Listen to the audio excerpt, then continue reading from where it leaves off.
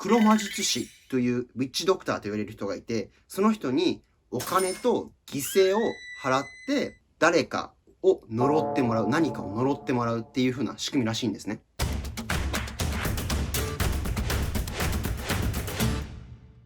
Hey, what's up guys? 皆さんどうもこんにちは。森下仁道です。First of all, to my friends and families in Africa, just wanted to let you know that I made this video and this channel to share my interesting experience with my people in Japan. I truly respect the cultures and beliefs in Africa. Love you guys. I hope you enjoy it.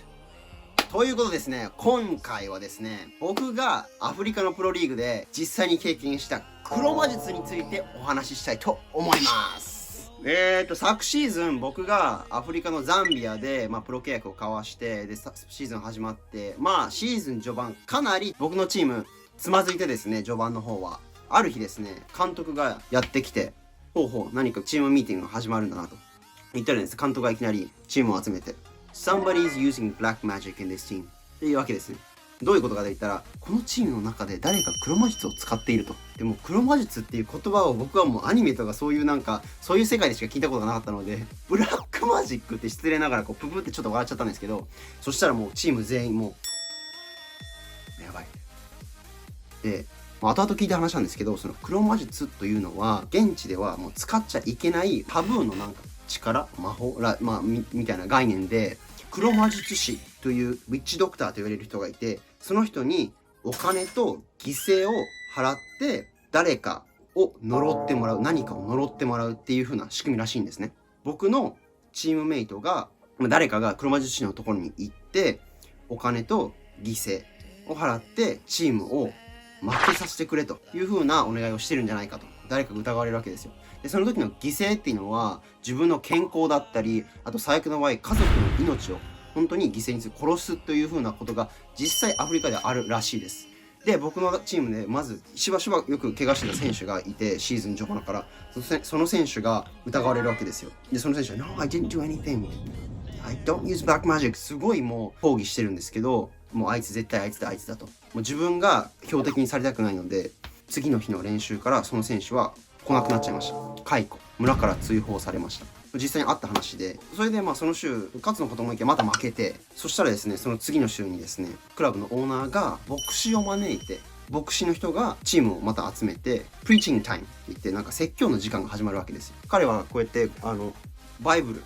聖書を手に持って、I have an anointing oil here. 聖なる油がここにありますと。よーく見たらバージンオリーブオイルってこと書いてるんですよ。で、それを頭全員、ジョボジョボチーム全員の頭にかけていくわけですよ。で、僕もかけられて、うーわと。もう暑いのにもう油でビトビトになって、もう嫌な気分になるんですけど、そしたらですね、その週の試合、勝っちゃったわけですよ。そしたらもうチーム全員のもうその信仰が、牧師様、聖なる油、効果が発揮したと。もうすごい信仰が深まっていくっていう風な経験を僕はザンビアで実際去年したわけなんですよね。僕の、卒業論文が黒魔術については触れていて、その黒魔術っていうのはザンビアにとどまらずアフリカでしばしば出る現象らしくて、もっと言ったら何か物に黒魔術師に呪いをかけてもらって、それを例えば相手のゴールに置いとくと。それを置いとくことによってゴールが入りやすくなる。もしくはゴールが入らなくなるっていう風なおまじないとかがあるらしくて、実際ルワンダのサッカー協会は黒魔術を使うことは禁止するという風な声明を出したりしてるんですね。そういうことがなぜ行われるのかっていうのを僕は調べたんですけど、歴史によるとザンビアに限って言えばイギリスの植民支配を受けていたっていう歴史的な背景があって、その過程で入植の過程でキリスト教も布教されていった。